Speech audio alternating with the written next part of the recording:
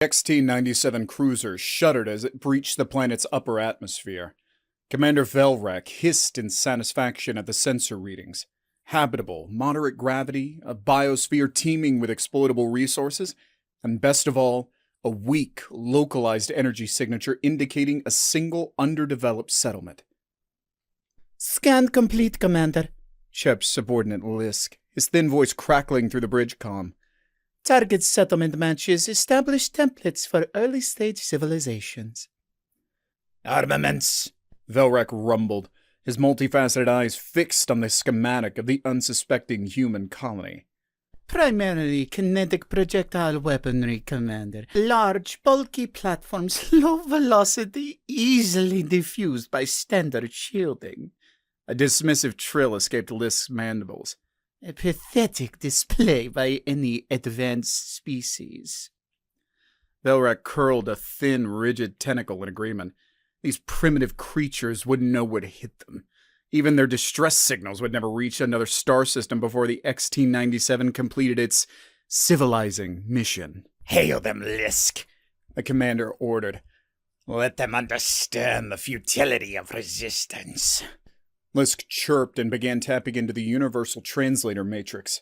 A moment later, a booming, synthesized voice echoed across the human settlement's crude comm frequencies. "Attention, primitives of this world. You stand in violation of the Gilles Expansive Compact. Surrender your settlement, and you may be spared extermination." The human response was slow. Then, to Valrak's irritation, it crackled faintly over the comm line as a burst of laughter. "You hear that, Rusty?" A gruff, accented voice echoed. "They want us to surrender." Another voice, younger, tinged with awe, replied, "I'm patching visuals through to the bridge now, Commander." On the main screen, the image resolved, a grizzled human, a crude datapad in his hands, standing amidst what appeared to be the settlement's command center. Another human crouched beside him, adjusting lenses on a bulky optical device. "Hold on, you pompous bastards," the grizzled human drawled into his primitive comm device. "Let me get a good look at you." The screen flickered again, this time resolving into a warped, fish-eyed view of the XT-97. Commander Velrak reflexively curled a tentacle in disgust. These primates were even more aesthetically displeasing up close. Rusty, get me a munitions readout on those, things," the gruff human barked. "Targeting solutions locked on all visible hostiles," a new voice replied, crisp and far too calm for someone facing imminent annexation. Velrak straightened, antennae twitching in a mixture of amusement and mild affront. "This creature dares threaten us. Open the channel, Lisk. I shall enlighten it on the true meaning of power." His words echoed across the human command center, delivered in a synthesized approximation of their barbaric tongue. "Your defiance is noted and deemed futile. Our energy shields render your crude projectile weapons obsolete. This conflict has but one logical outcome." Yeah, we get it, yeah. The grizzled human interrupted with a dismissive wave of his hand. "Big guns, fancy shields, blah, blah, blah. How about this? You fire first. Let's see how obsolete these guns really are." Velrak chittered in genuine laughter. Lisk mirrored his mirth. Had these creatures gone truly mad in the face of overwhelming force? "So be it," Velrak boomed. "Prepare a low-intensity pulse. Disable their primary structure." A wave of his tentacle sent Lisk scurrying to the weapon controls. A focused energy beam shimmered to life at the bow of the XT-97, a brilliant lance of emerald green that slashed towards the heart of the human settlement. It struck their main command building squarely and did nothing. The humans watched the course-skating energy field shimmer and dissipate against the crude, blocky structure. Commander Velrak blinked all 6 of his eyes, unsure if his visual receptors had malfunctioned. Commander?" This voice was a thin chirp of confusion. "The shielding appears, inert. No energy transfer of any kind. Impossible! Velrak's bellow echoed across the XT-97 bridge. Cycle the emitters! Increase the power amplitude! Again, the crackling green bolt lanced forth. Again, the results failed to match expectations. No scorching blast marks, no overloading circuits, not even a flicker of the human's crude lights. On the main view screen, the grizzled human let out a low, humorous chuckle. His weathered face tightened into a scowl. All right, boys, he barked. Let 'em know why you don't bring a pea shooter to a railgun fight. Hi, sorry to interrupt the story, but a lot of you who are listening right now aren't actually subscribed. It's completely free and allows our stories to pop up on your feed much more often. If you're enjoying the story, please consider clicking the subscribe button underneath the video right now. Back to the story.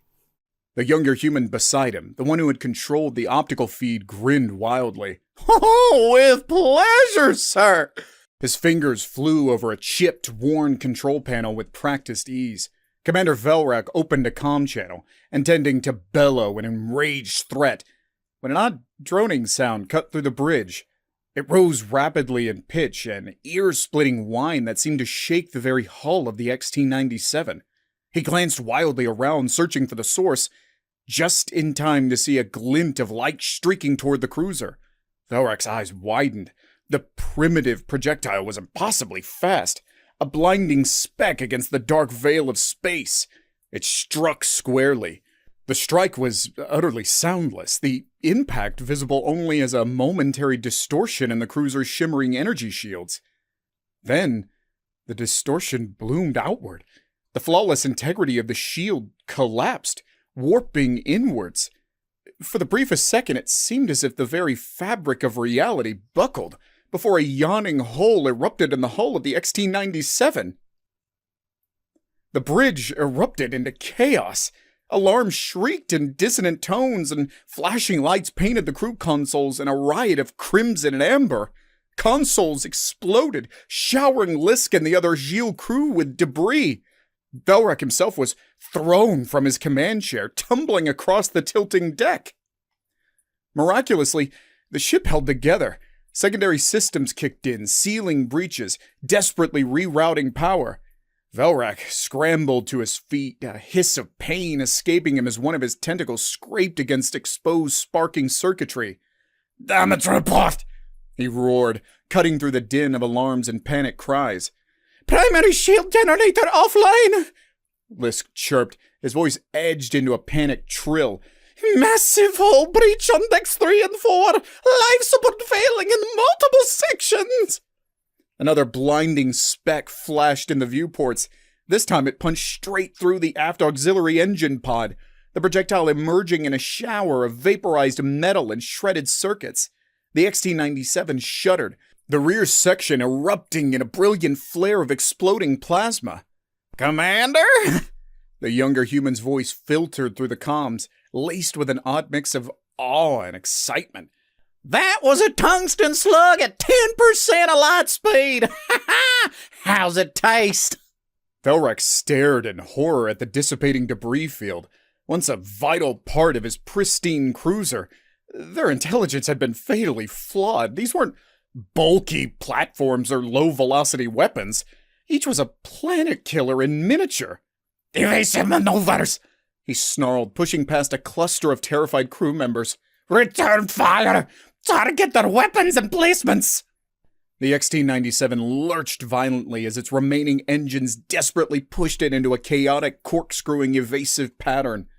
Weapon systems flickered back online, targeting arrays desperately locking onto the rapidly shifting positions of the human weapons below. In response, the humans fired again. This time the projectile was smaller, faster, an impossibly thin sliver of light against the blackness of space.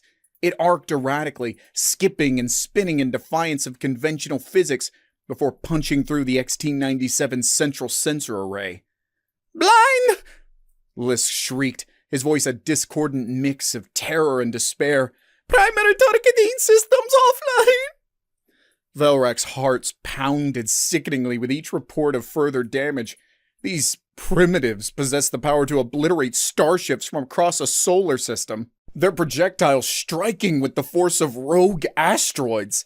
The Gilles' vaunted superiority felt comically thin in the face of such raw, destructive potential. Concentrate secondary batteries! Overwhelm their point defenses! Velrek commanded, his voice a rasping bellow. A barrage of crackling green energy bolts lanced forth from what remained of the XT-97's arsenal, targeting a cluster of boxy structures surrounding the human command center. The humans must have guessed their intent, for a desperate chatter filled their comm frequencies. But their countermeasures were pathetic. Net-like objects, small and dim, were hurled before the incoming fire. The crackling energy washed over them, vaporizing them instantly, except they achieved their aim. Each dissipated in a cloud of chaff or some other substance, momentarily obscuring energy signatures and scattering Gilles targeting solutions. By the time the beams found their targets, it was too late. Another flicker of impossibly fast light, and the XT-97 screamed again as another engine pod burst apart. The cruiser shuddered, yawing sluggishly. Now, its fate was sealed. Panic swelled and consumed the bridge. Crew members fought, shoved, and trampled one another as they sought escape pods. Yet within the maelstrom, Velrok felt a strange surge of clarity. This was no calculated retreat, no organized battle plan. It was a rout, a slaughter. The Gilles expansive compact, the glorious vision of interstellar dominion, lay in tatters. Defeated not by superior strategy, but by the primitive savagery of these apes. In the final moments, the grizzled human's gruff voice returned to the comm, tinged with the faintest hint of pity. All right. Listen, alien. I don't know who you are or why you showed up spouting threats, but this is a bad day for you. Pull back now, and maybe, just maybe, we can chalk this up to a misunderstanding. Velrek wanted to bellow defiance, threats, anything to salvage the last fragments of his pride. Yet no words emerged. He could only stare at the viewports as another railgun spat its payload of death, the projectile burning ever closer with impossible swiftness. Incoming on port forward! I can't shake target lock! The terror had fully overtaken the young technician's voice now. A flicker of movement caught Velrek's attention. The grizzled human, the leader, stood alone amid the chaos of his command center. With a sigh that carried over the comms, he tossed his primitive datapad aside and stood straight, facing the main viewport as if awaiting the inevitable. Then the light swallowed it all. The viewport, the grizzled human, the remains of the human settlement. In that blinding flash, Commander Velrek realized a profound truth. The Gilles were not conquerors, merely the latest in a long lineage of fools stumbling blindly into a galaxy far more dangerous than they could ever comprehend. When the light had faded, the XT-97 was no longer a warship, but a drifting, crippled hulk. Its once gleaming hull was pockmarked and scorched, vital systems flickering and failing. What remained of Commander Velrek's crew huddled in the few still functional escape pods, their eyes wide with shock and fear. Velrek stood amidst them, his pride fully shattered. Here, at the backwater edge of the galaxy, the Gilles' dreams of expansion were not merely thwarted, but rendered utterly laughable. Below, the planet seemed unchanged. No grand explosion, no world-shattering impact, just the quiet hum of a human settlement picking up the pieces of an unexpected encounter. A chirp from the escape pod's primitive comm system broke his reverie. It was the gruff voice again, weary and strained. You still up there, alien? We'll hold off on finishing the job long as you folk get out of our system and don't come back. Velrek, once an emblem of Gilles arrogance, managed a single croaking word in response. Acknowledged. He initiated the pod's launch sequence. The XT-97, his command, dwindled rapidly away. His last image was not of victorious humans celebrating amidst wreckage, nor was it of the vast, unexplored reaches of the galaxy ripe for opportunistic conquest. Instead, it was the bulky form of a human railgun, its ungainly barrel stark against the blue marble of the planet, an unyielding sentinel promising swift annihilation to any who might underestimate the primitive creatures below ever again. As his pod hurtled away, Commander Velrak knew the Gilles would not report this encounter. To do so would invite ridicule, or worse, a preemptive strike from other civilizations who understood the true terror humanity possessed. Perhaps in time, the galaxy would learn of the guns that laughed at energy shields. But for now, the secret would remain with the survivors of the XT-97 and the colonists guarding their backwater world. And Commander Velrak wondered just how long that secret could be kept. Cautious observation mixed with a slow grind of bureaucracy followed. The crippled escape pods returned to the Gilles homeworld bearing survivors who spoke little and less often about their humiliating defeat. Initially dismissed as an isolated freak incident, a stroke of terrible luck, the encounter began to gnaw at the edges of the Gilles expansive compact. Whispers started in corridors of power, seeding doubt about the true extent of the Gilles' technological supremacy. After all, who knew what other monstrosities might lurk in the galactic wilderness? A quiet, collective reluctance to explore further afield took root. Instead, efforts focused on fortifying existing territories, perfecting energy shielding techniques, and developing countermeasures specifically designed to defeat hypervelocity projectiles. The humans were none the wiser. Their long-range sensors detected the shift in Gilles activity, but they lacked the context to understand the profound fear they'd instilled.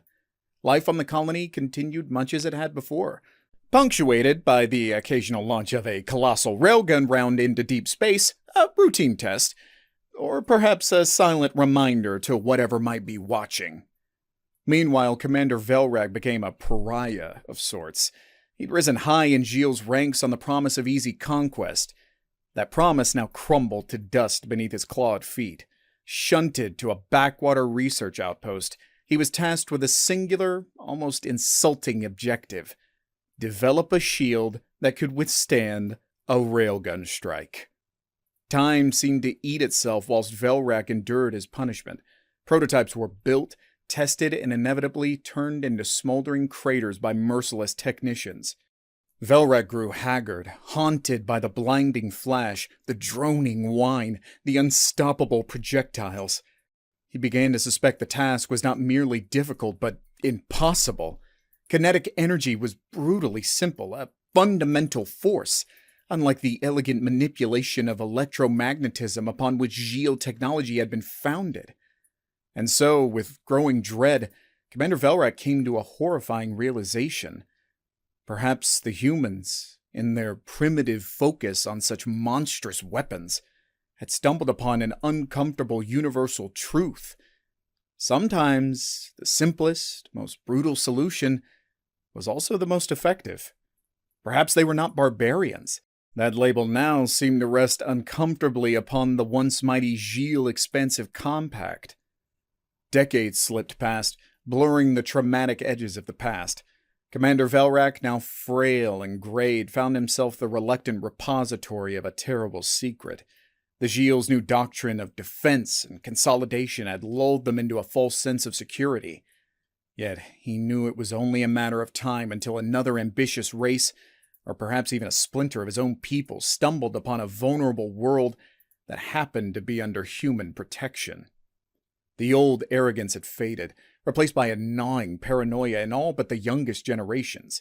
The fear of the unseen railgun, of the unstoppable projectile, lingered beneath the surface of every strategic meeting, every shipyard requisition form. Gilles explorers scanned the stars not with dreams of expansion, but with the dread of finding a bulky gunmetal sentinel aimed squarely at them. The humans, in their obliviousness, continued to thrive. Their colony grew, transforming into a recognized, though isolated, outpost. Trade delegations from other, more cautious species arrived, bearing gifts of advanced technology in exchange for tales of the legendary railguns. None dared to encroach too closely, for the stories echoed down the years, gaining a mythic quality. The monstrous weapons, the laughing defenders, the alien ship punched through and through. Velrak, nearing the end of his lifespan, made a desperate decision. Using back channels and coded transmissions, he reached out to the human colony. The message was brief, devoid of titles or formalities. You must warn the galaxy. Shield technology is useless against your weapons. Do not share your secrets. We made a terrible mistake, and others will too. He received no response, doubted he ever would. It was not in the nature of humans to understand the fear they now held over an entire interstellar civilization. Perhaps they would brush it off as nonsense or assume a trick. Yet the message alone brought Velrak some measure of solace in his final days. When the end came, he passed away not as a proud commander, but as the harbinger of a chilling truth. The humans might never realize the profound shadow they cast upon the galaxy, nor how their mere existence had altered the course of history. Perhaps it was better that way. Let them remain the unassuming guardians, the quiet protectors with their impossibly powerful guns, and let the rest of the Gilles and any others who dared listen cower in the knowledge that sometimes the quietest voice carried the biggest threat. The galaxy turned as it always had. Empires expanded, ebbed, and crumbled into stardust. New technological marvels were unveiled, reshaping trade, communication, and the very fabric of galactic civilization. Even among the cautious Zeal, an echo of their once conquest-driven nature began to resurface. Yet one thing remained constant. None dared set an uninvited foot upon a world bearing the unmistakable stamp of humanity. Lush worlds with the telltale sign of shielded orbital railgun arrays were simply avoided. Whispers of the unkillable species rippled through space lanes, spoken both in awe and lingering fear.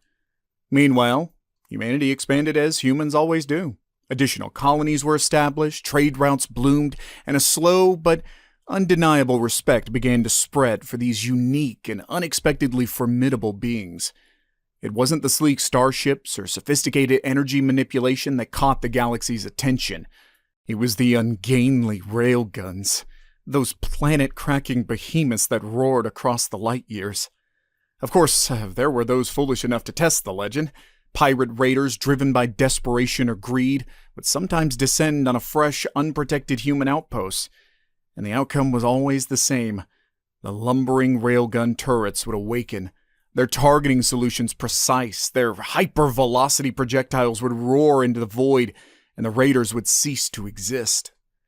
In the corner of a bustling spaceport on a world far removed from the original human colony, a young Gilles officer listened intently as a grizzled human mercenary recounted such a tale over a glass of acrid liquor.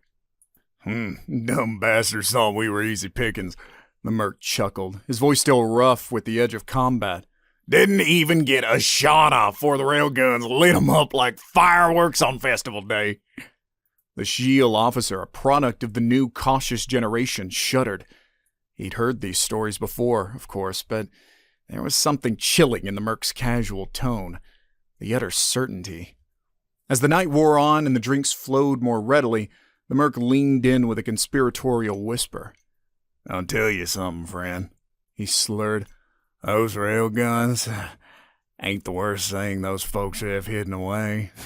You see, once they figured out how to punch holes in starships, well, let's just say they got creative." The Gilles officer did not inquire further. He didn't have to. The fear buried deep in the collective Gilles unconsciousness was enough. He finished his drink, paid his tab, and stepped out into the neon-bathed streets, casting a wary glance up at the star-strewn sky. Somewhere out there, the humans hummed along with their lives and their planet-killing weapons. For now, they were protectors, however unwitting. But the universe was a fickle mistress, and the officer couldn't shake the feeling that one day the guns might be turned outward, aimed not in defense, but towards a new horizon. And if that day ever came, the Gilles and the entirety of the galaxy could only hope they would be on the right side of the barrel.